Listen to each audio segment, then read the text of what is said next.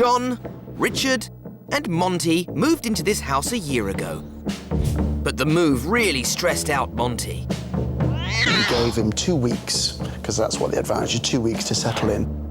That didn't go down so well because he started to spray everywhere. He was spraying up my coat, up the television. I thought, well, he's got to go out. And I thought, right, there's not much traffic, there's not many people around, now's the time. Shut out at an unfamiliar street. See you later.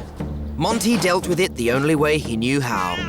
He hid. It was only an hour later, it was about 10 o'clock because we were going off to my mum's at 10:30 and couldn't find him anywhere. John set off to drive the 60 miles to his mother's house. But what he didn't realise was that when Monty had been put out earlier, the street had been far too frightening. And the scaredy cat had hidden inside the car's engine compartment.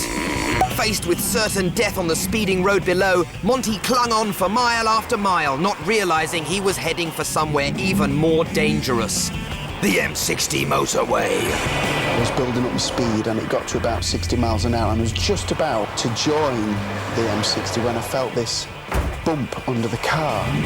Having clung on for 20 miles in the engine compartment, an exhausted Monty finally lost his grip and hit the tarmac at high speed.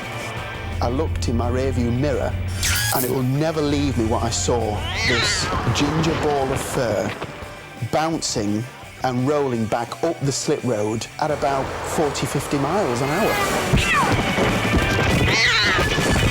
And I just screamed, oh my God, it's Monty. Now, fortunately, there was no car behind us, or else he'd have fallen into the path of an oncoming car. And I could see him running up the embankment, and it was a really steep embankment as well. John chased Monty around the grassy knoll,